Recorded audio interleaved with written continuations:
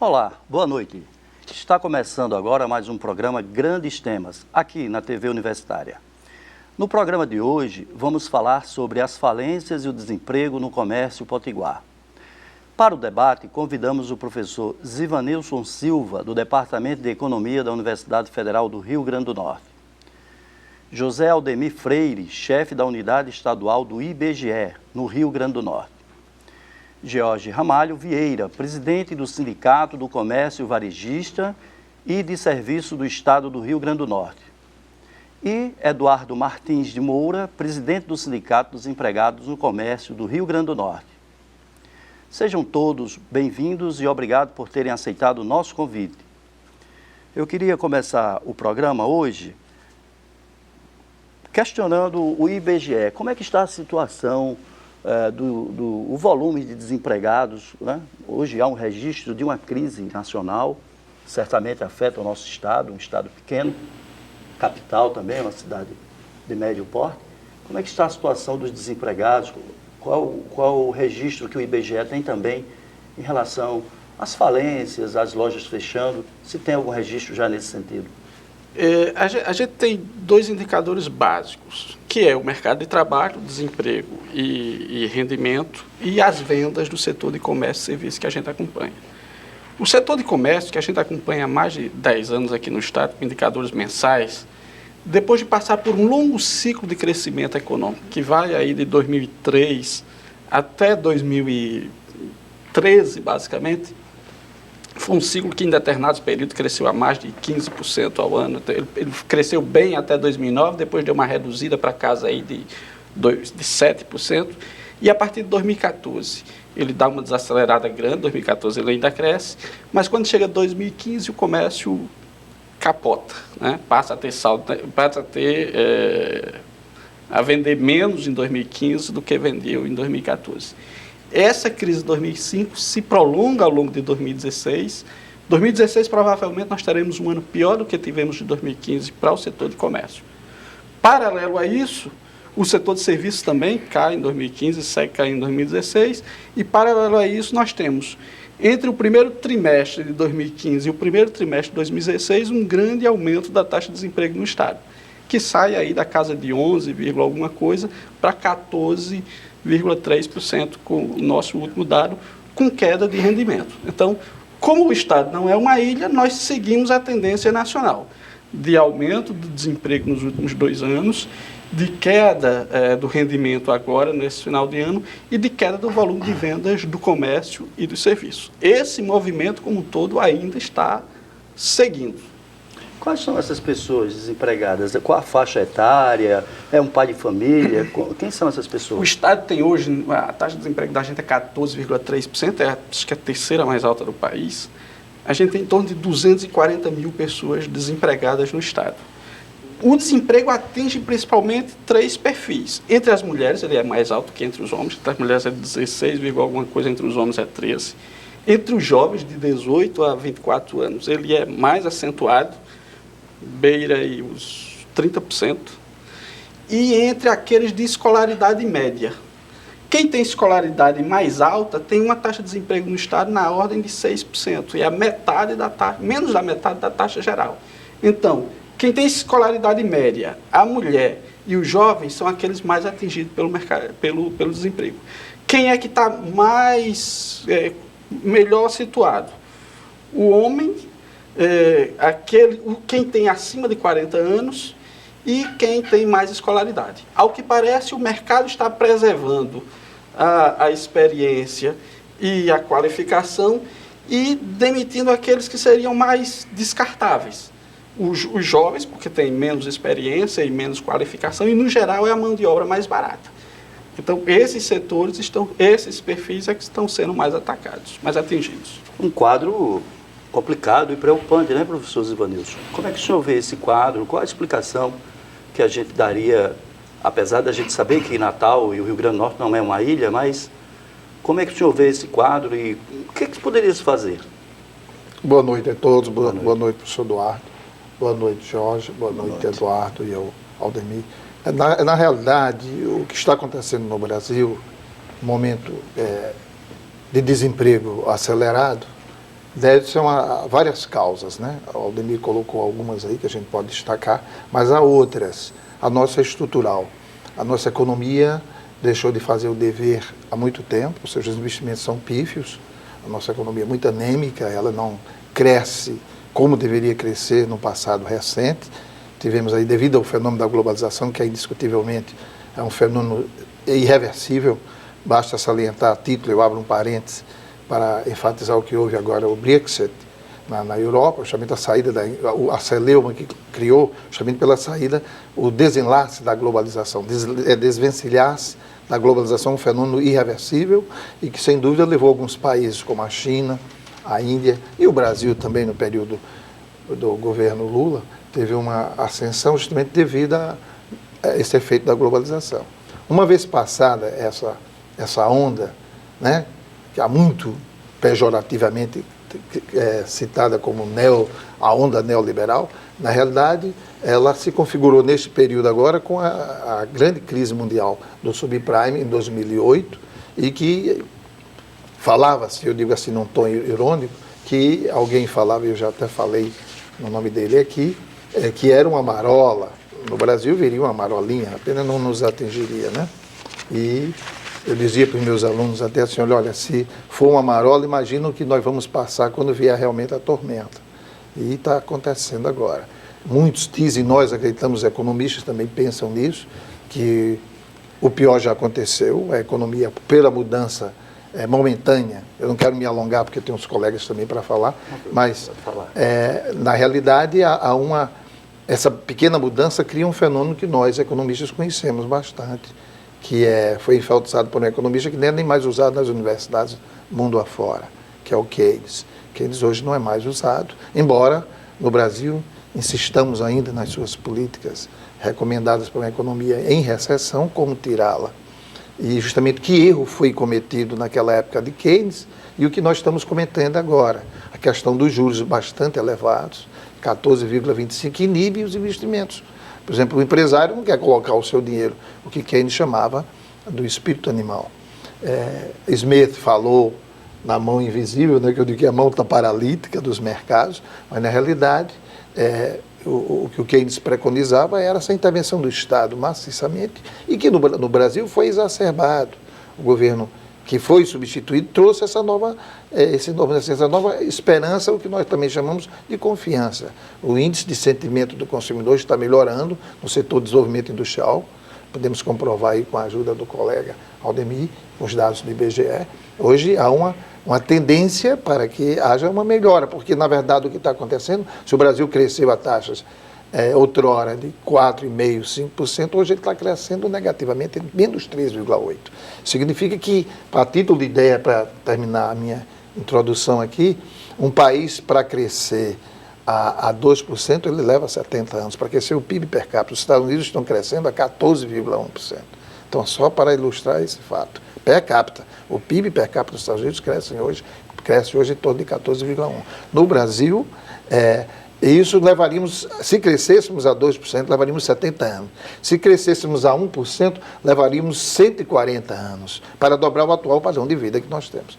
Então, para voltar para a sua pergunta, isso tudo foi o que gerou essa falta de confiança na retomada dos investimentos. Para quê? Geremos empregos, as empresas, esses trabalhadores, com esse dinheiro dos seus salários, comprem produtos e a economia vai. Porque a economia, eu insisto muito nas minhas intervenções econômicas, que a economia é como um peão ou uma bicicleta, só se equilibra em movimento. O peão, se eu deixar parado, ele cai, e a bicicleta, se eu deixar encostada, ela cai. A economia da mesma forma. Então, eu preciso dinamizar consumo, investimento, etc. O professor falou de Keynes, muito, o Brasil sempre está com Keynes na mão, né? Você tem que ter investimento de Estado, o Estado é grande demais, e quando ele não age, quando o Estado é do tamanho que o Brasil o Estado é grande demais, então, quando ele não age, a economia começa a cair. Na minha visão é o seguinte, a gente precisa de investimento. Eu acho que o grande processo que poderia acontecer agora era de investimento privado, PPP, ir lá, fazer isso tudo de uma forma que a iniciativa privada entre com mais força, com mais energia. Eu não acho que tem que ter um Estado zero, mas tem que ter um Estado menor do que existe hoje, tá certo? Então, quando existe essa dependência, aí o Estado para de investir, a economia para, né? O que está acontecendo hoje é uma coisa parecida com isso, né? Houve um momento de boom de desenvolvimento, tá certo? Inclusive nos estados, houve um grau de endividamento altíssimo, tá certo? Tanto da pessoa física como da pessoa jurídica, tá certo? Então as empresas estão endividadas, os cidadãos estão endividados e agora tem que acontecer alguma coisa. E as pessoas ficam esperando o que o Estado vai fazer, o que a nação vai fazer, o que as pessoas... O que isso vai acontecer para que as pessoas reagem, para que haja novamente investimento. Então, a gente está nesse meio, nessa turbulência e perdendo aquilo que tem de mais sagrado nosso, que é o emprego, é a empregabilidade, é o investimento para que tenha emprego. Ninguém vai investir, o professor está certo. Você tem uma taxa de juros a níveis de que a gente tem aqui no Brasil, você tendo 1%, qual é o negócio que você gera 1% e está lá o teu negócio, né? Mesmo que você compra um imóvel, você não consegue alugar a 1%, você consegue alugar a 0,25%, meio. Nesse momento agora, eu não acredito que chegue nem a meio, tá certo? Aí você tem a 1%, 1,5%, 1,20%, mais ou menos o mês passado deu algo em torno de 1,20% no investimento comum, você vai num banco tem isso. Então o investidor para, né? Se o investidor para, a economia começa a regredir, a ficar acanhada, como nós estamos vivendo hoje. E o Estado ainda acha pouco, aumenta os impostos. Isso é um desastre, né? Você aumentar o imposto na hora que a economia está caindo, você aumentar juros na hora que a economia está caindo, né? Ainda bem que parou agora, né? Parou de subir, mas está muito alto. Ninguém vai fazer investimento. Então, essa turbulência continua se não houver uma reação, se não houver confiança nas instituições, a gente para e vai caindo, como está acontecendo hoje. Recessão, entendeu? É sinônimo de regressão, né? Não é só eu. Eduardo, os trabalhadores do comércio, né, você é representante, presidente do Sindicato dos Comerciários, é uma situação dramática, né, para quem está lá na ponta, quer dizer, o trabalhador, aquele é um dos que mais sofre também nesse processo, né? Sim, a insegurança do emprego, né, o trabalhador, o que ele ouve de manhã, de tarde e à noite pelos meios de comunicação é sobre crise, só fala sobre crise. Chega na empresa, a pressão psicológica é produzir mais metas para ser alcançadas, se não alcançando metas, aí lá vem perseguições, né? Sanções, que como uma advertência, como hoje trabalhadores nos procuraram para falar disso aí. Então, como que o trabalhador vai ter condições de produzir mais e acreditar que ele seja valorizado no mercado de trabalho, certo? Sobre a economia, participei de um fórum que foi chamado Motor do Desenvolvimento e Francisco Deusimar Queiroz, presidente da drogaria Pague Menos, fez uma apresentação muito boa e disse que quando houve a explosão social no 2013, recentemente, onde foi aqueles jovens foram para a rua e manifestaram a sua indignação com o que estava acontecendo na política naquele momento, ele encomendou um estudo dos últimos 50 anos e constatou-se que teve 3 crises durante esse período e cada crise dessa a duração é de 3 anos. E ele tranquilizou o pessoal que ainda tinha 2017, que a crise para o estudo que veio, começou em 2015, como foi colocado aqui pelo IBGE e pelo professor, que em 2015 começou essa crise que nós estamos vivendo, então nós estamos passando 2016, ele disse que tranquilizasse que 2017 ainda era um ano de crise, para poder retomar, para poder respirar essa crise que estamos vivendo. Isso foi uma pesquisa de um campeão de um segmento, né? E foi para essa realidade que nós vivemos, tá? E esse segmento que eu falado, que é o setor de medicamento, é o que menos demite e é o que mais cresce. Tá? Então, no momento é o único que cresce. É o único que cresce. Eu costumo nos ajudar aí. Eu vou só Então, intervir na aqui. crise, uns diminuem e outros crescem, tá? Então, o setor, os empregos desse setor do segmento de medicamentos é quem tem crescido, que tem equilibrado aí, mas também tem explicação.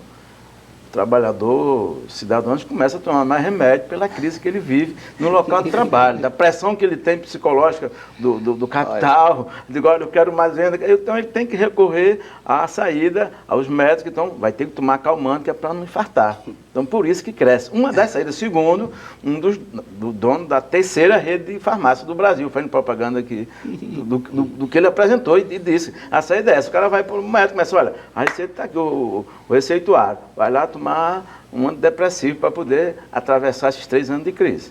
Pois é, Aldemir, você disse na sua primeira fala que a situação ia piorar, né? 2016, 2017, a tendência é se agravar. Tomara que não.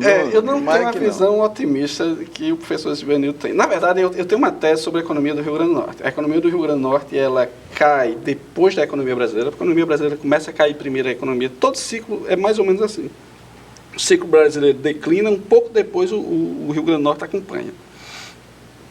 Quando o Brasil chega lá embaixo, o Rio Grande do Norte segue ainda, passa o Brasil, o fundo do poço do Rio Grande do Norte geralmente é mais embaixo, e depois que a economia do Brasil retoma, o Rio Grande do Norte leva ainda um tempo para poder retomar, e aí quando está no pico do Brasil, o Rio Grande do Norte ultrapassa e fica lá em cima. A gente oscila mais e é mais profundo os nossos ciclos.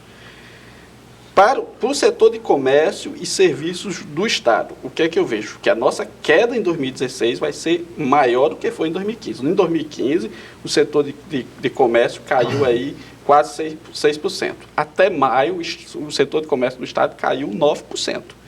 Março e abril, o setor de serviço no Estado caiu 8% comparado. O setor de serviço está no auge da crise aqui agora.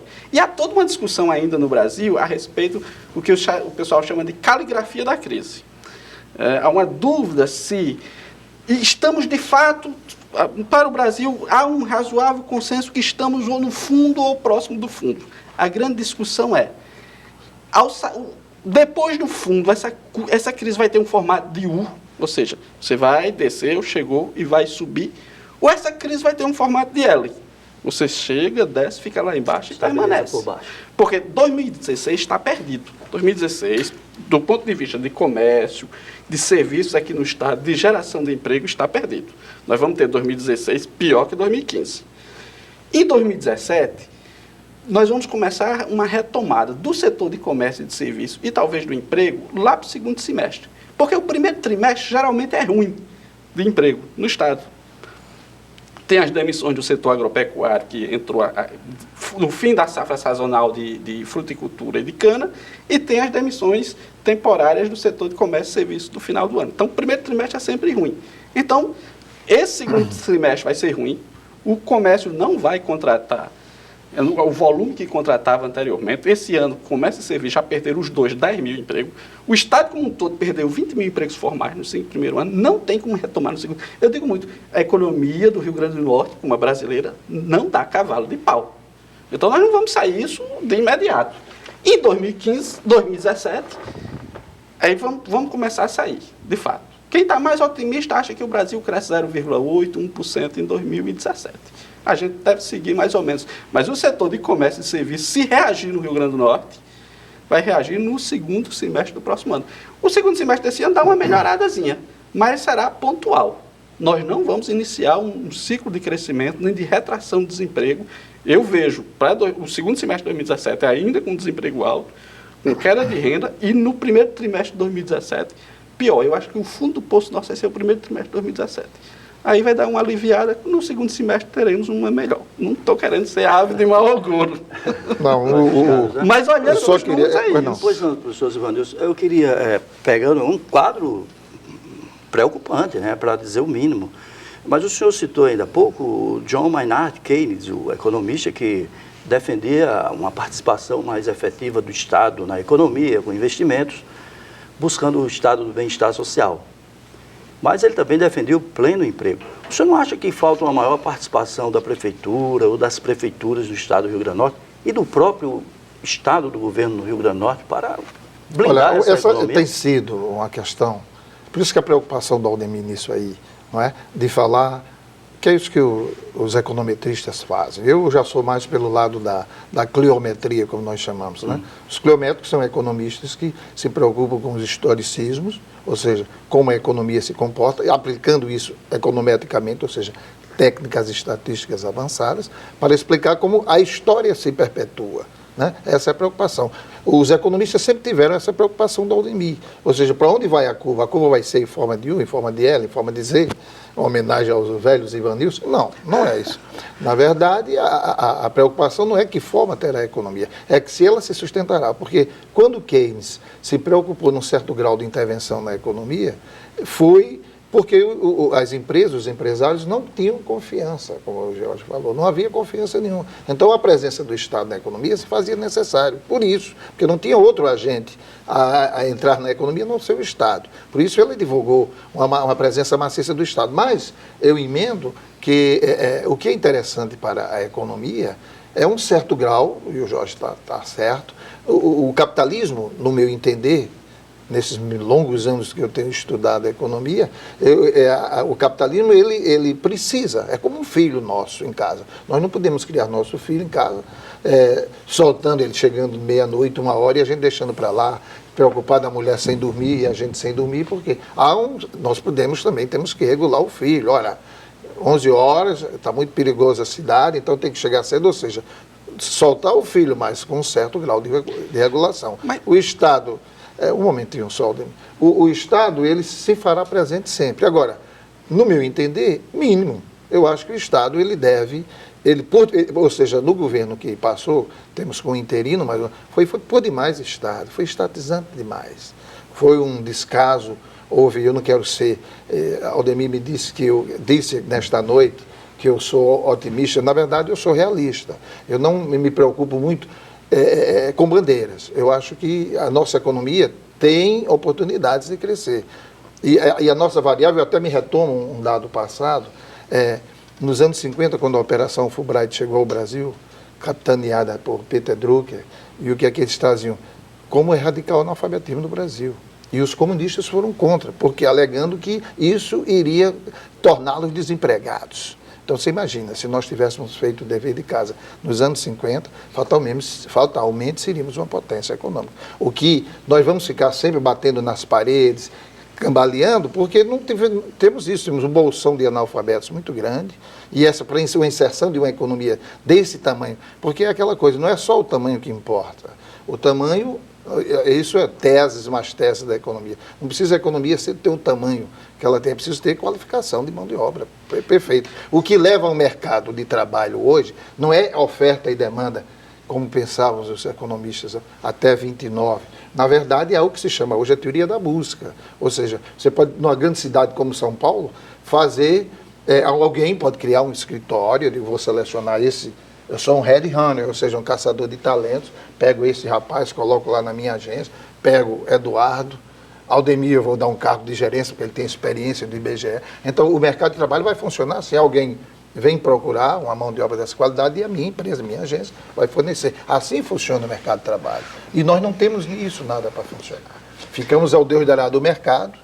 E o mercado, já diria, esse grande autor que eu falei ainda há pouco, Peter Drucker, o mercado é aquele empregador, parafraseando-o, o empregado é aquele, o mercado é aquele empregador mais descontente que desemprega o seu trabalhador mais eficiente, sem nenhum centavo de indenização. Essa que é a grande questão. Tem dois componentes, Jorge, aí que a gente ainda não tocou. Primeiro é a questão psicológica, né? Tem a questão do fenômeno da psicologia, do sentimento, do humor dos consumidores e dos gestores e até mesmo dos administradores, dos executivos na economia. E tem a questão da corrupção como uma das causas dessa crise que está aí. Mas isso eu gostaria que você tocasse no próximo bloco. Daqui a pouquinho nós voltamos.